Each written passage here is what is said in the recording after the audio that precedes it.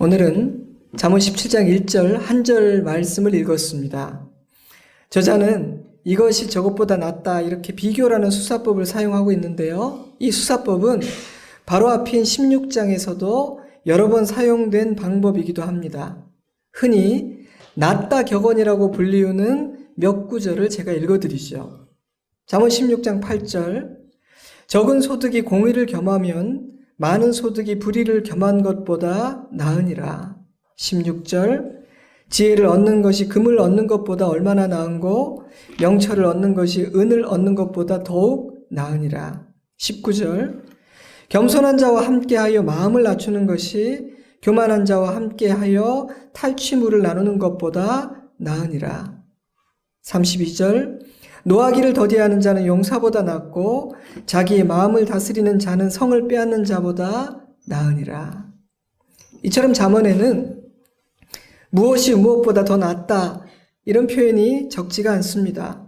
그런데 영어로는 better, 그러니까 이것이 저것보다 낫다 이렇게 비교하는 표현이지만 잠언 전체의 신학 안에서 보면 이 말씀들은 상대적으로 저것이 좀 더 괜찮다라는 말을 하고 있는 것이 아니라 절대적인 가치에 대해 말하고 있다는 생각이 듭니다. 쉽게 말하자면 거기까지 가려면 지하철을 타고 가는 것도 괜찮지만 버스를 타는 것도 괜찮아 라거나 전기밥솥을 사려는 사람에게 예약 기능이 있는 것을 사도 되지만 없다고 큰 문제는 없지 이렇게 말하고 있는 것이 아니라는 것입니다. 만약 그런 차원의 비교를 하는 것이라면 자신의 취향이나 필요에 따라 어느 쪽을 택해도 되지 않겠습니까? 버스를 타든 지하철을 타든 예약 기능이 있든 없든 인생에는 큰 문제가 생기는 것이 아니니까요. 하지만 잠언은 그런 의미로 더 낫다라는 표현을 사용하고 있는 것이 아닙니다. 제가 볼 때 잠언은 최소한 두 가지 의도로 낫다라는 표현을 사용하고 있는 것 같아요. 하나는 이것은 선하고 이것은 선하지 않다는 말입니다. 즉 이것이 더 낫다 이렇게 표현하고 있기는 하지만 사실은 반드시 이쪽을 택해야 된다 이렇게 도전하고 있다는 말입니다. 예를 들어 16장 19절 말씀은 반드시 겸손한 자와 함께 하라는 도전입니다. 만약 여러분이 잠언이 교만에 대해서 어떤 시각을 가지고 있는지를 알고 있다면 19절에 담긴 저자의 의도를 이해하기란 조금 더 어렵지가 않을 거예요. 잠언 8장 13절 나는 교만과 거만과 악한 행실과 패역한 입을 미워하느니라. 16장 5절 무릇 마음이 교만한 자를 여호와께서 미워하시나니 피차 손을 잡을지라도 벌을 면치 못하리라. 16장 18절 교만은 패망의 선봉이요 거만한 마음은 넘어짐의 앞잡이니라. 이 19장 23절 사람이 교만하면 낮아지게 되겠고 마음이 겸손하면 영예를 얻으리라. 잠언은 시종일관 교만은 하나님께서 가장 싫어하는 악이며 겸손은 하나님께서 기뻐하시는 선이라고 말합니다. 그러므로 이 19절 말씀은 마치 둘 중 하나의 선택이 가능한 것처럼 이것이 더 낫다라고 표현하고 있기는 하지만 사실은 선택이 가능한 두 가지 옵션을 제시하고 있는 것은 아니죠. 반드시 겸손한 사람을 친구로 삼으라.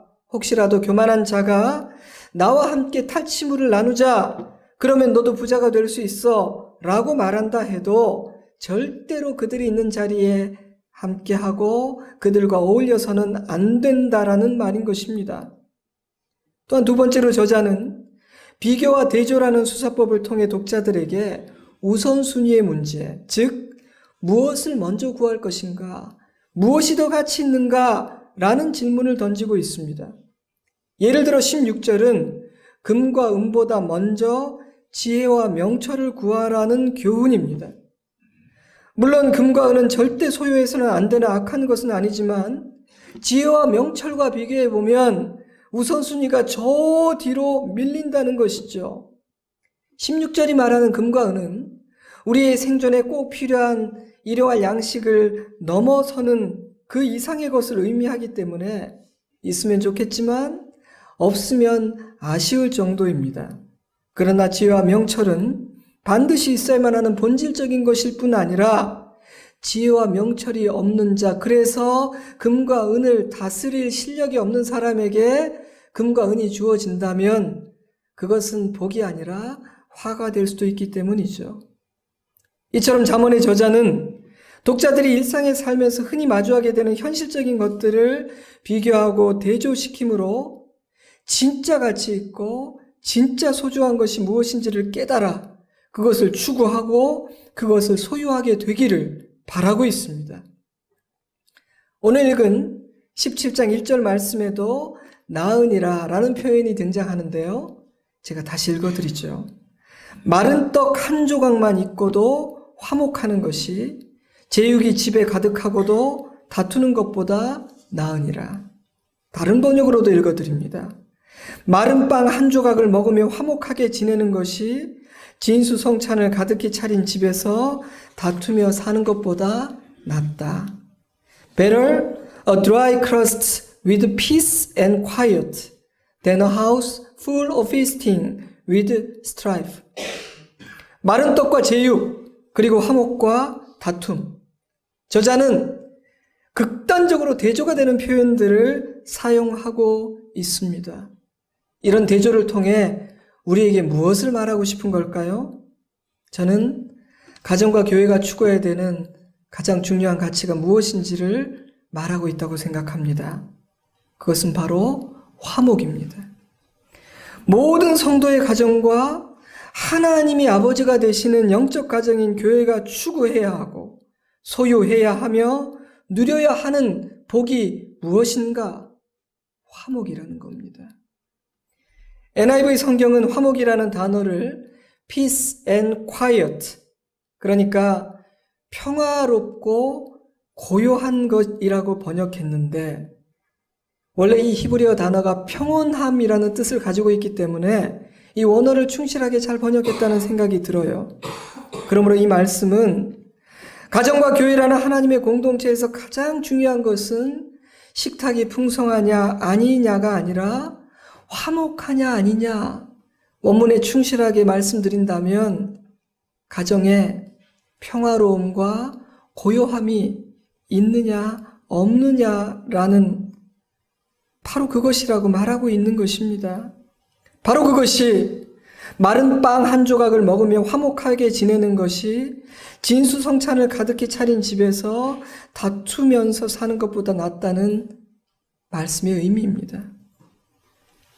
그렇다면 지금 우리 가정이 어떤 상황에 처해 있든지 화목을 포기하거나 화목을 2차적인 것으로 생각해서는 안 될 것입니다.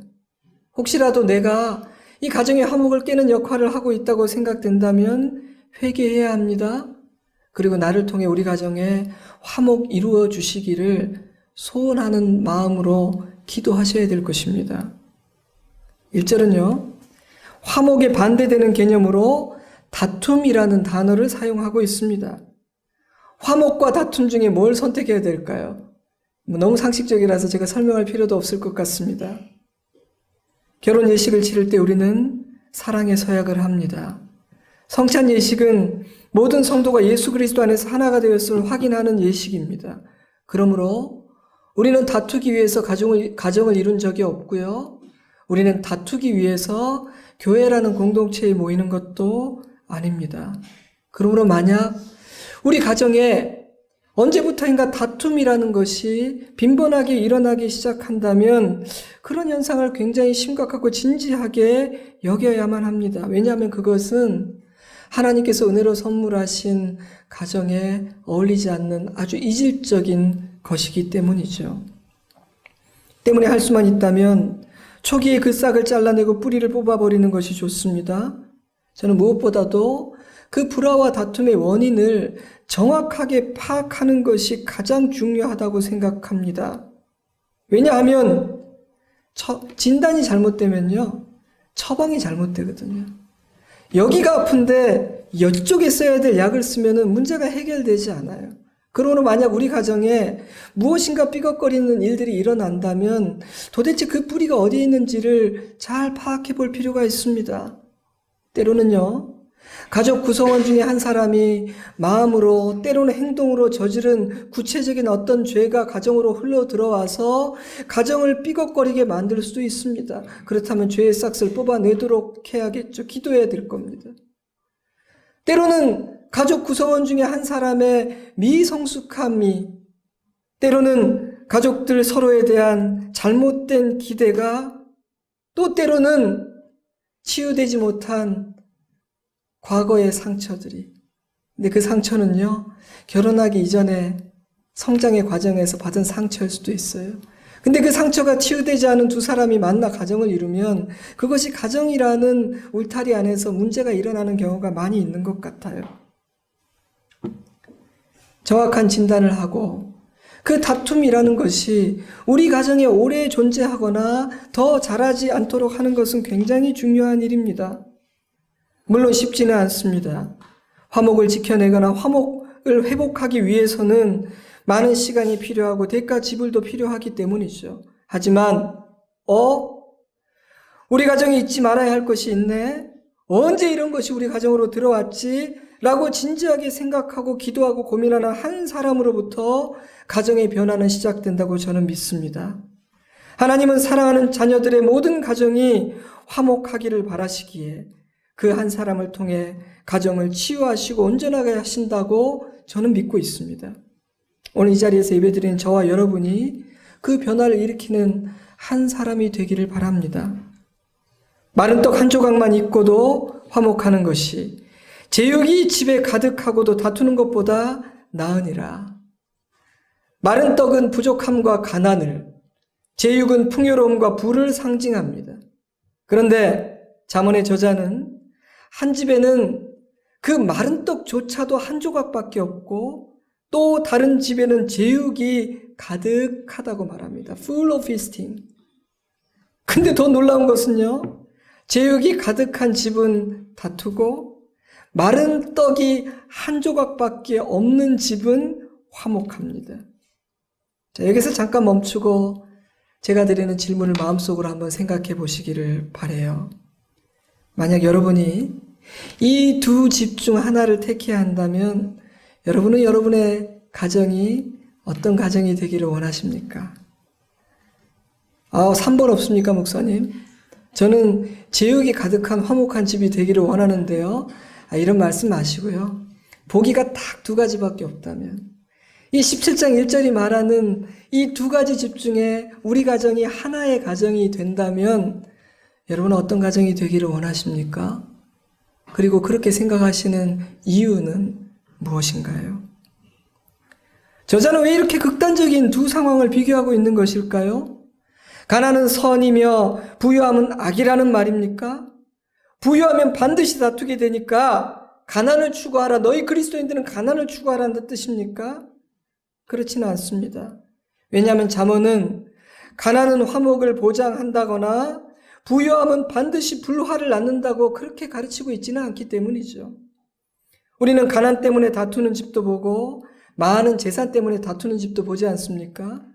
보고 들은 바 저의 경험에 의하면요, 가난도 부유함도 모두가 다툼의 이유가 될 수가 있던데요. 제 생각에 하나님은 사랑하는 자녀들에게 가정의 화목이란 소유의 많고 적음과 별로 관계가 없다는 사실을 가르쳐주고 싶으신 것 같아요. 그런데 왜 이렇게 극단적인 비유를 사용하셨는가? 너무나 많은 사람들이 화목함의 비결을 풍요로움에서 찾고 있기 때문입니다. 때문에 잠언은 진수성찬이 가정의 화목을 보장해 줄 수 없다는 사실을 의도적으로 부각시킵니다. 이 세상의 성공과 부로 가정의 화목을 이루려 하는 것이 얼마나 어리석은 생각인지를 드러내고 싶으셨기 때문이죠. 저는요, 우리 자녀들에게도 이 사실을 가르쳐야 한다고 생각합니다. 물질적인 풍요로움과 이 세상의 성공이 화목과 평안을 결코 보장하지 않습니다. 자, 그렇다면 가정의 화목은 어떤 방법으로 어떻게 소유할 수가 있는 것일까요? 1절 말씀은 그 부분에 대해서 많은 것을 이야기하고 있지는 않지만 제 생각에는 적어도 한 가지만은 확실하게 말해주고 있는 것 같아요. 화목은 화목을 가치 있게 여기고 진심으로 추구하는 가정에 허락됩니다. 화목은 그것을 귀하게 알고 그것을 구하는 가정에 허락됩니다. 왜냐하면 하나님은요, 진주를 개, 돼지에게 주지 않는다고 말씀하셨거든요. 그러므로 이 말씀은 모든 하나님의 자녀들에게 그 어떤 것보다 가정의 화목을 소중히 여기고 그것을 구하라고 교훈하고 있다고 저는 생각합니다. 사랑하는 성도 여러분, 여러분은 무엇을 추구하고 있습니까? 무엇이 가장 귀하다고 생각하십니까? 쉬운 질문 같지만 사실은 생각할 시간을 필요로 하고 또 너무나 그 대답이 중요한 질문입니다. 왜냐하면요, 내가 가치 있게 여기고 내가 추구하는 그것이 내 삶에 영향을 끼치고 내 삶을 이끌고 있을 것이기 때문입니다. 그것은 자녀의 양육에도 지대한 영향을 끼치고 있을 것이며 우리 가정의 분위기를 형성할 것이고 나의 모든 판단과 선택에 내 말에도 결정적인 영향을 끼치고 있을 것이기 때문입니다. 만약 많은 소득을 가장 가치 있는 것으로 여기고 있다면 우리의 생각과 말에서 반드시 그런 우리의 생각이 드러나겠죠. 명예나 성공이 중요하다면 우리는 그것 때문에 울고 웃을 것이며 그것은 우리의 선택의 기준이 될 뿐 아니라 자녀들에게도 그러한 가치관을 심어주고 있을 것입니다. 아마 그런 일들은요, 무의식적으로 이루어지고 있을 가능성이 더 많겠죠. 그러므로 여러분, 진지하게 생각하시고 여러분의 마음으로 대답해 보세요. 나는 진짜 무엇을 가장 가치 있게 여기는가? 나는 무엇을 추구하는 사람인가? 저는 우리가 성경을 읽고 묵상할 때 누리게 되는 가장 큰 유익 중에 하나는 정말 가치 있는 것이 무엇인지, 정말 중요한 것이 무엇인지를 알게 된다는 사실이라고 생각합니다. 여러분, 모든 사람은 무엇인가를 추구하면서 살아갑니다. 근데 가장 황당한 경우는 수십 년 동안 이것이 제일 중요한지 알고 이것이 정말 엄청난 가치가 있는 것인 줄 알고 애쓰고 수고하고 뛰며 달려왔는데 어느 날 알고 보니 내가 생각한 것만큼의 가치가 없구나라는 사실을 발견할 때가 아닌가 싶어요. 얼마나 허탈할까요? 내가 수십 년 동안 그렇게 했었는데 아니 그만한 가치가 없단 말이야? 얼마나 황당할까요? 저는 우리가 그런 허탈한 상황을 맞지 않기 위해서는 성경을 읽어야 된다고 생각해요. 왜냐하면 성경에는 하나님의 지혜가 있거든요. 이 책은 우리의 마음과 생각을 교정해 주어서 무엇이 정말 가치가 있는 것인지 새로운 관점을 갖게 도와주거든요. 그래서 헛된 것들에 우리 인생을 허비하지 않을 수 있도록 도와주거든요. 그러니 이 말씀을 읽고 묵상하는 사람과 그렇지 않은 사람의 인생은 같은 모습일 수가 없습니다. 그리고 그 끝도 다르죠. 자, 오늘 말씀은요, 모든 성도의 가정이 간절히 추구해야 될 아주 중요한 가치 하나를 가르쳐 주고 있습니다. 그것이 뭔가요? 화목이에요, 화목. 제가 묵상하던 중에 참 깊이 깨달은 바가 있어서요.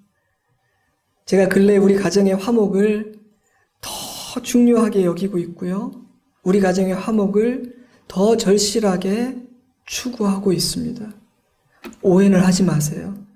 우리 가정이 그동안 불화했기 때문이 아닙니다. 우리 가정은 사이가 좋고 괜찮아요. 단지 제가 조금 더 성숙해지고 깨닫게 되니까 그동안 알고 있다고 생각했던 것들이 참 새롭게 깨달아지더라고요. 그 깊이와 넓이가 새롭게 이해가 되더라고요. 여러분도 그렇겠지만 저희 가정 역시 감당해내야 하는 여러 가지 짐들이 있는데 그 짐들을 잘 감당하려면 우리 식구가 화목해야 되겠구나. 한마음이 되어야 되겠구나.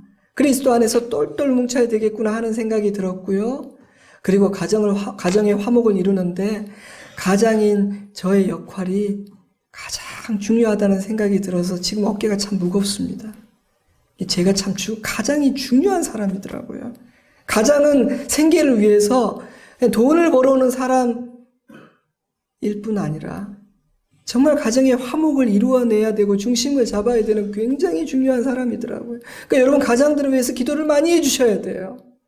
이 머리가 제대로 돼야 되거든요. 그래서 제가 가정의 화목을 위해서 기도하고 나름 노력을 하고 있어요.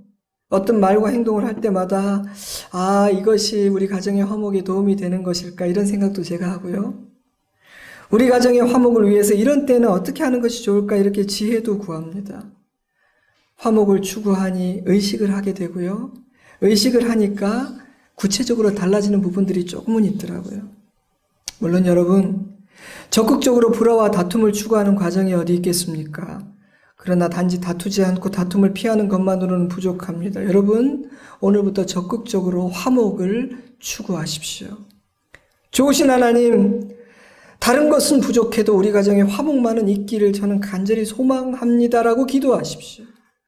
화목을 얻기 위해서 화목만큼 중요한 가치를 지니고 있지 않다고 생각하는 것을 주님, 저는 얼마든지 포기할 수 있습니다라고 하나님께 여러분의 각오를 말씀을 드리십시오. 왜냐하면요, 마른 떡 한 조각만 있고도 화목하는 것이 제육이 집에 가득하고도 다투는 것보다 낫기 때문입니다. 둘째로 화목은요, 하나님을 신뢰하고 하나님께 맡기는 가정에 허락됩니다. 한글 성경이 화목이라고 번역한 이 단어의 의미는 평온함, peace and quiet라고 제가 말씀드렸죠. 근데 여러분, 이 peace and quiet, 평안함과 고요함이 어디에서 올까요? 어떤 감정에서 이런 감정이 찾아오는 걸까요? 저는 안정감, 즉 내가 참 안전하구나 라고 느낄 때 우리는 평화를 느끼고 고요함을 느낀다고 저는 생각했어요. 불안하고 두렵고 염려하는 마음은 평화롭지가 못합니다. 그런 사람들은 날카롭고 부정적이어서 오히려 평화를 깨고 다툼을 일으키기가 쉽지요. 그래서 염려가 많고 마음과 생각이 불안하고 복잡한 가정은 화목할 수가 없죠. 여러분, 사실 인생길에는요, 불안할 일과 염려할 일들 투성입니다. 산 넘어 산이라는 말이 참 인생을 묘사하는 적절한 말이 아닌가 저는 자주 그렇게 생각해요. 제 금주에도 여러 성도들과 대화를 하고 교제를 나누었는데, 목사님, 사는 게 참 만만치가 않네요. 이런 말을 여러분들에게로 들었습니다. 여러분, 그런 나그네 인생길에서 평화로움과 고요함을 누릴 수 있는 비결은 무엇일까요? 저는 좋으신 하나님을 온전히 신뢰하고 그분에게 나의 모든 것을 맡기는 외에 다른 비결은 없다고 확신합니다. 믿을 수 있는 든든한 분에게 모든 것을 맡기면 그분이 나와 함께하고 계시며 나를 보호하고 계신다는 믿음이 있으면 우리는 평안을 얻게 됩니다. 평안을 얻으면 넉넉해집니다. 넉넉해진 사람은 웬만한 일로는 다투지 않으니 화목이 저절로 이루어지게 됩니다. 그래서 저는요, 우리가 신앙생활 하잖아요. 참된 믿음이 주는 마음과 생각의 그 안정감과 평안함은 굉장히 중요한 열매라고 생각해요. 믿음이 주는 안정감과 평안함은 하나님이 성도들에게 주는 굉장히 큰 은혜의 선물이라고 저는 생각합니다. 가족 구성원 한 사람 한 사람이 하나님 안에서 그런 안정감을 얻게 되고 평안한 가운데 넉넉해지게 되면요, 화목이라는 은혜의 선물이 우리 가정을 지배하고 다스리기 시작합니다. 그러니 여러분, 하나님을 신뢰하세요. 하나님께 맡기세요. 하나님을 여러분 가정의 주인으로 모시기 바랍니다. 그러면 우리 가정이 참 안전하다는 생각이 듭니다. 우리 가정이 굉장히 안전한 터 위에 있구나, 좋으신 하나님의 보호 안에 있구나라는 생각이 듭니다. 그러면요, 평화를 누리게 됩니다. 그러면요, 고요함을 누리게 됩니다. 크고 작은 풍랑들이 우리 가정을 흔들 수가 없습니다. 하지만 든든한 반석이신 하나님 위에 우리 가정에 서 있지 않아서 우리가 너무나 불안하고 염려하면요, 작은 풍랑에도 가정은 요동칩니다. 깨집니다. 부서집니다. 그러므로 하나님을 신뢰하세요. 하나님을 따라 사십시오. 목사님, 어떻게 하나님께 모든 것을 다 맡길 수가 있습니까? 저요, 그렇게 쉽게 누구 믿지 않는 신중한 사람이거든요 라고 말하는 분이 있을 수도 있어요. 예, 좋은 생각입니다. 신중하게 생각해 보세요. 하지만 여러분, 너무 오래 생각만 하지 마시고 빨리 결정을 하세요. 누구를 믿고 살 것인지, 여러분의 인생을 어떤 터 위에 세울 것인지 저는 확실히 말씀드릴 수 있습니다. 저는 웬만해서는 확신합니다 이런 말 잘 안 하는데 이건 확신합니다. 하나님만이 믿을 만한 분입니다. 하나님은 좋으시고 선하시고 우리를 지키시고 피할 바위가 되시는 창조주여 구원자가 되십니다. 그런데 말입니다, 여러분. 우리는 자신이 아무나 신뢰하지 않고 신중하게 신뢰할 대상을 그렇게 선택하는 사람이라고 큰 소리치지만 제가 볼 때는 별로 그런 것 같지도 않아요. 왜냐하면 우리는요, 날마다 잘 알지도 못하는 사람들에게 나의 생명을 맡기는 모험도 곧잘 하면서 살거든요. 여러분, 대중교통을 이용하실 때 운전하시는 분의 인격과 경력과 오늘의 컨디션과 아침에 어떤 생각을 하고 운전대를 잡았는지 여러분은 아십니까? 모르십니까?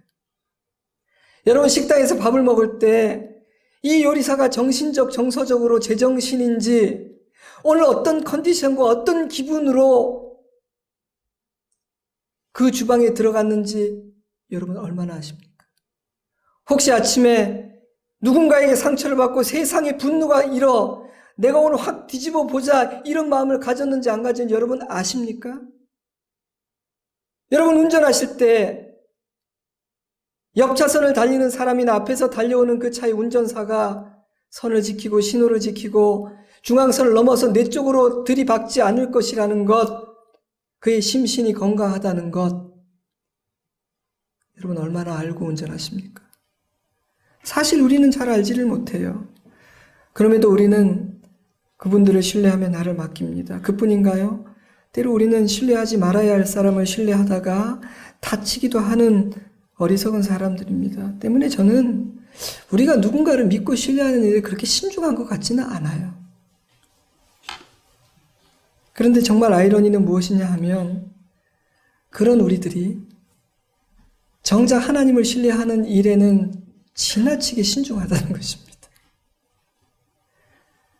수많은 위험한 모험들을 하면서 가장 안전한 모험하는 일을 너무나 주저한다는 것이죠.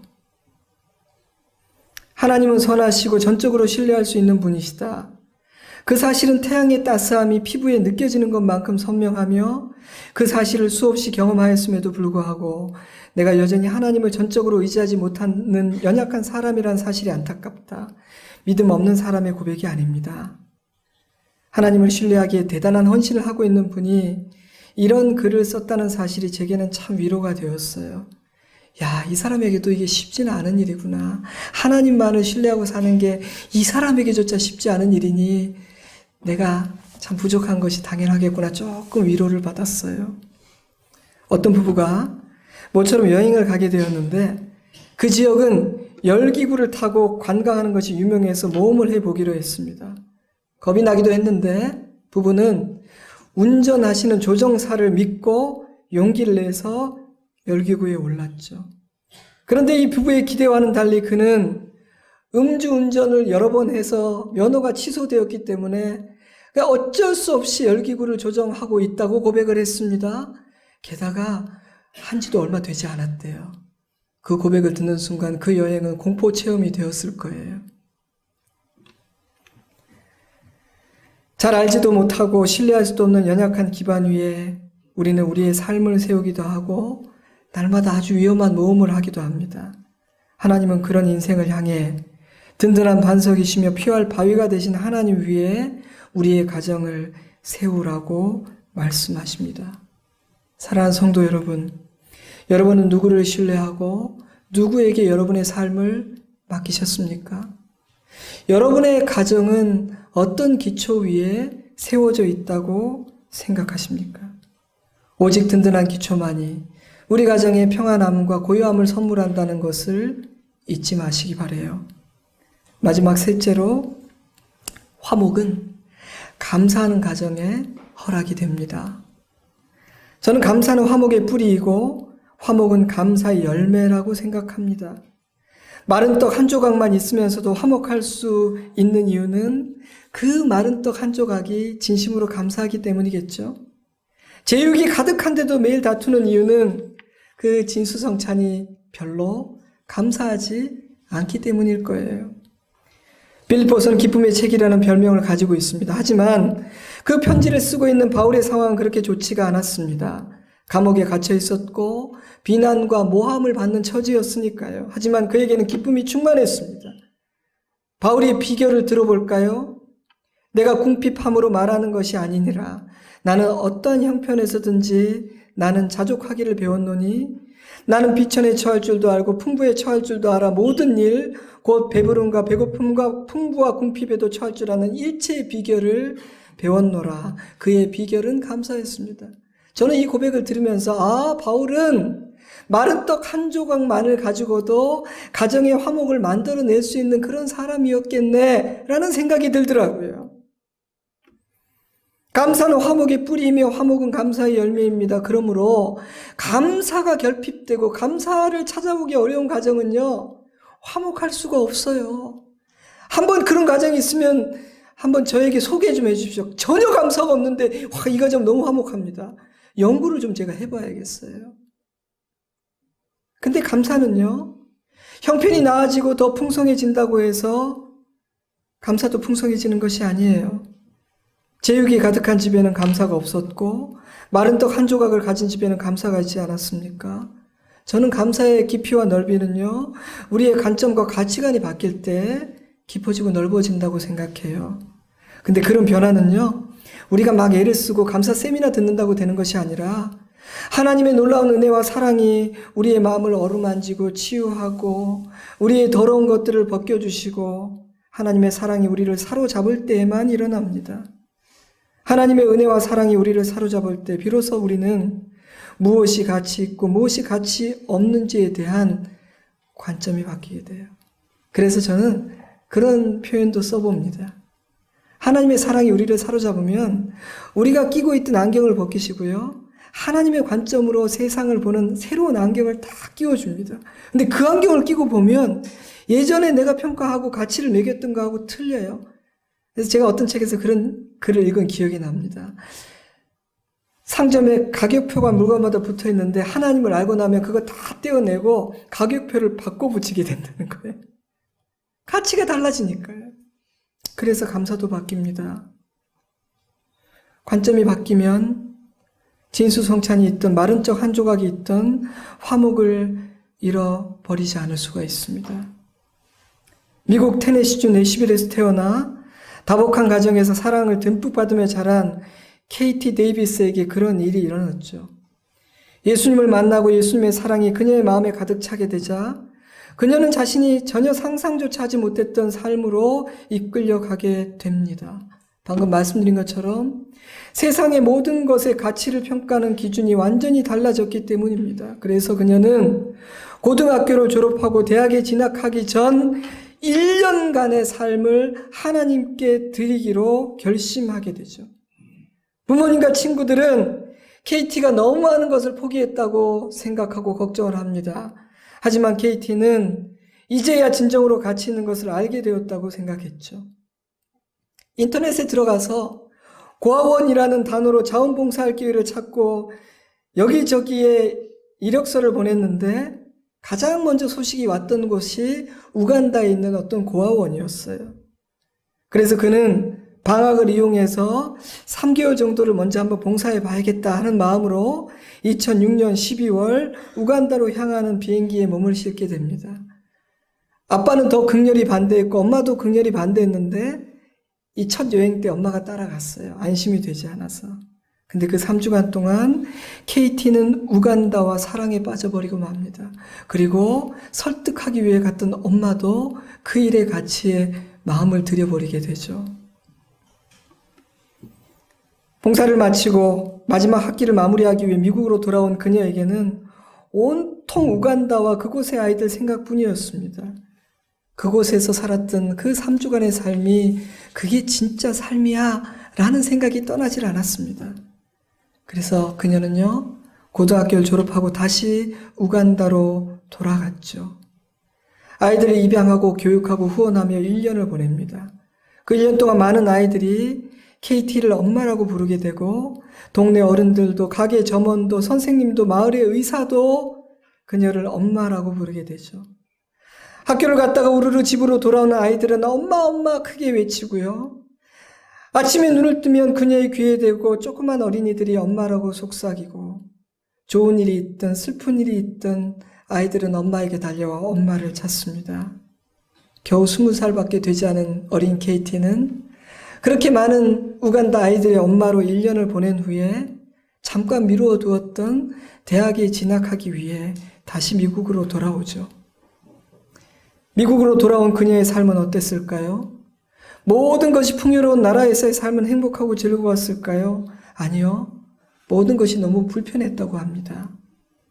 좋은 침대에서 잠을 자고 좋은 차를 타고 주방에는 먹을 것이 넘치는 뇌시빌의 삶의 이질감이 느껴졌고, 넘치는 음식과 틀기만 하면 나오는 수돗물과 언제든지 사용할 수 있는 전기를 너무나 당연하게 여기는 사람들에 대해서 화가 나기도 했습니다. 놀랍게도 예전에는 그토록 편안했던 곳이 이제는 편안하지 않았고, 그러한 풍요로움에 대해 진심으로 감사하지 않는 친구와 이웃들이 너무너무 낯설고 이상하게 느껴졌습니다. 우간다에서는 차도 없었고 전기도 물도 마음껏 사용할 수 없었으며, 평소에는 초라한 빵과 콩을 끓여 먹었고, 어쩌다 여윳돈이 생긴 날에는 계란말이와 우리나라로 치면 고구마와 비슷한 카사바라는 것을 삶아서 포식을 했다고 합니다. 한국 돈으로 따지면 겨우 600~700원밖에 하지 않는 식사였지만, 식탁에 무엇을 차리든 함께 둘러앉아 웃고 떠들며 먹을 때면 주체할 수 없는 감사와 행복감이 끼니 때마다 밀려왔습니다. 그런데 우간다의 아이들보다 훨씬 더 많은 것을 누리면서도 감사하지 않을 뿐 아니라 그들만큼 행복해하지 않는 고향 사람들이 낯설게 느껴졌고, 심지어 그런 사람들을 바라보는 것이 너무나 고통스러웠다고 해요. 그 순간 그녀는 자기가 얼마나 변화되었는지를 느꼈습니다. 하나님이 그녀의 관점과 가치관을 바꿔놓으신 것이죠. 그녀는 그들을 돕기 위해서 우간다로 갔는데, 그녀는 그곳에서 그들의 도움을 받아 진짜 인생이 무엇인지를 깨닫게 된 것이죠. 사랑하는 성도 여러분, 우리 가정의 감사의 수준은 어느 정도인 것 같습니까? 우리 가정에는 서로가 서로에게 감사하다고 표현하는 그 감사의 표현이 풍성하다고 생각하십니까? 우리 가정의 감사가 더 풍성해졌으면 좋겠습니다. 그리고 감사의 이유들이 더 깊고 다양하고 넓어졌으면 좋겠습니다. 가정의 달이라고 불리는 이 5월에 가정을 위해서 이전보다 더 기도하면 좋겠어요. 근데 이 잠언 말씀은 우리에게 가정을 위해서 기도할 때 이것을 기도하라, 기도 제목 하나를 가르쳐 줍니다. 화목입니다. 평화롭고 고요함입니다. 하나님은 그것을 가치 있게 여기고 진심으로 추구하는 자에게 허락된다고 말씀하십니다. 하나님을 신뢰하고 맡기는 자에게 그것이 허락된다고 가르쳐 주십니다. 그리고 감사하는 만큼 화목해질 것이라고 약속하십니다. 설교를 마무리하면서 제가 짧은 영상 하나를 준비했거든요. 잠깐 한번 같이 보겠습니다. Mrs. Lee, I believe you have some words to say about the dearly departed.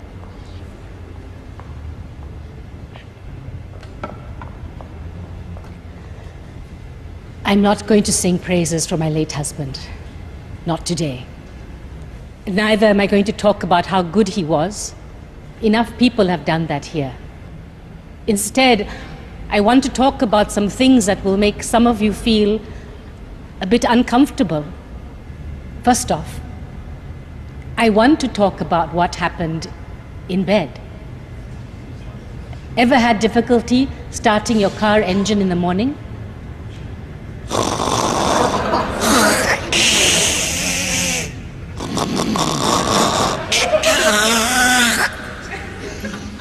Well, that's exactly what David's snoring sounded like.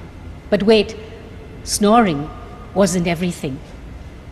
There was also this rear end wind action going on as well. Some nights, it would be so forceful, it would wake him up. What was that? He would ask. Oh, it's the dog. I would say. Go back to sleep, dear. Oh, you might find this all very funny, but towards the end of his life, when his illness was at its worst, these sounds indicated to me that my David was still alive. And what I wouldn't give just to hear those sounds again before I sleep.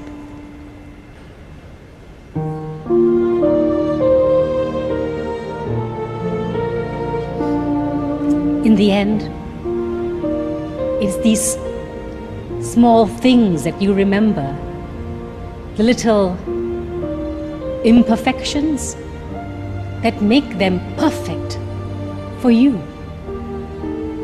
So to my beautiful children, I hope one day you too find yourselves life partners who are as beautifully imperfect as your father was to me.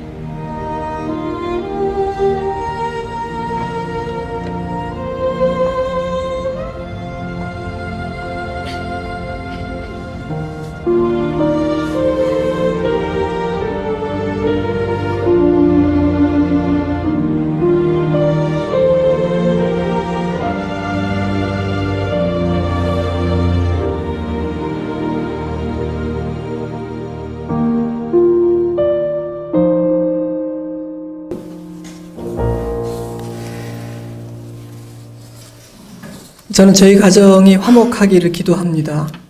그리고 우리 성도들을 위해서 기도할 때 우리 모든 성도들의 가정이 지금 어떤 환경과 형편에 있든지 화목하기를 간구합니다. 왜냐하면 저는 마른 떡 한 조각만을 가지고도 화목하는 것이 제육을 집에 가득히 쌓아두고도 다투는 것보다 훨씬 낫다는 것을 잘 알고 있기 때문입니다. 만약 여러분의 가정에 어떠한 형편이든지 화목함이 있고 감사가 있다면 오늘 그것을 감사하십시오.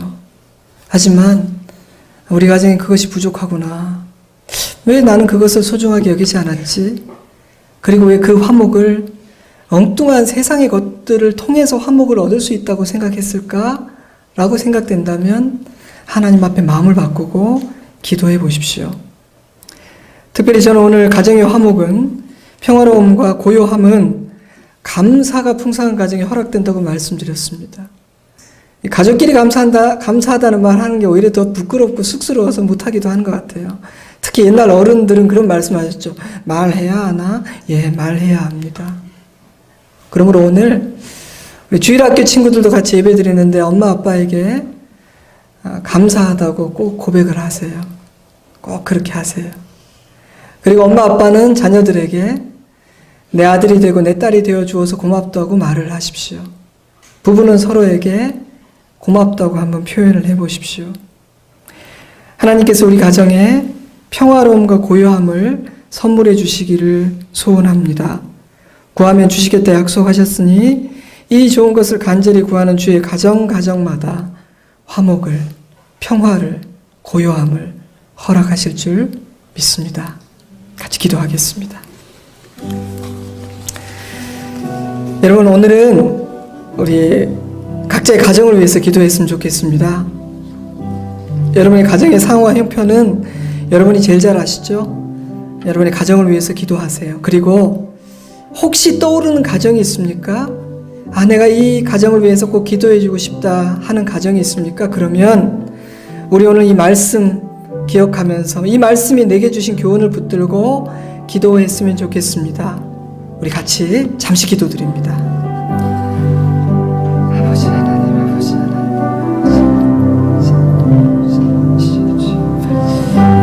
아버지 하나님,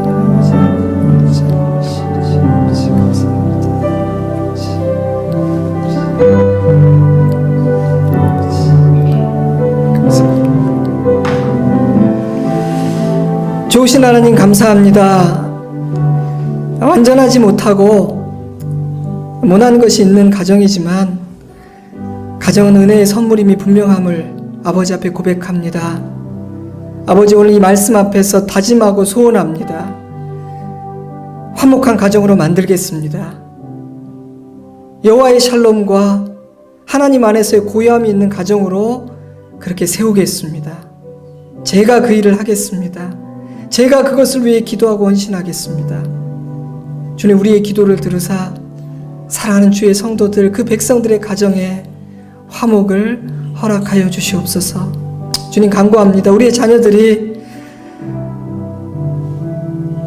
이것을 귀한 가치로 깨닫게 하시고 무엇이 소중한지 아는 지혜를 갖게 하여 주시옵소서.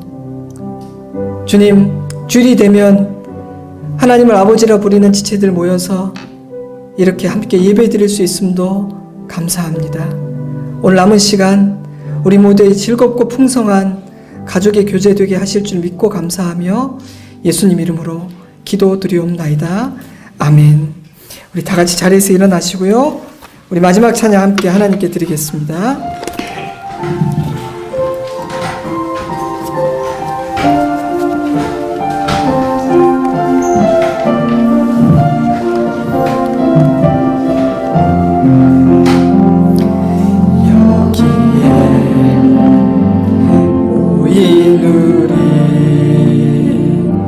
주의 은총 받은 자여,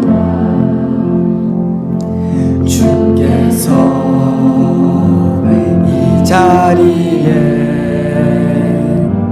함께 계심을 아노라. 언제나 주님만을 찬양하며 따라가리니 시험을 당할 때도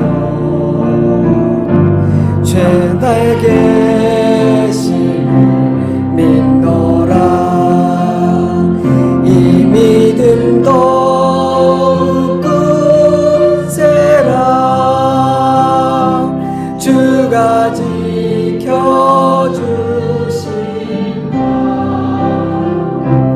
어두운 밤에도 주의 밝은 빛 인도하여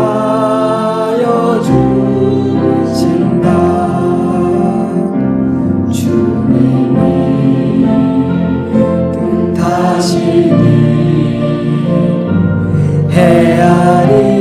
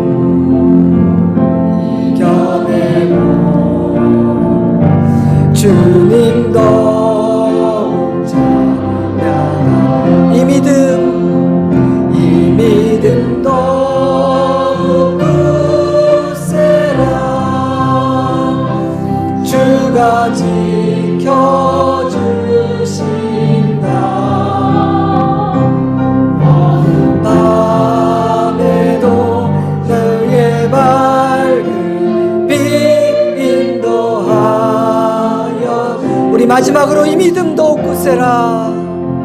이 믿음도 굳세라. 주가 지켜주신다. 어느 밤에도 주의 밝은 빛 인도하여 주신다.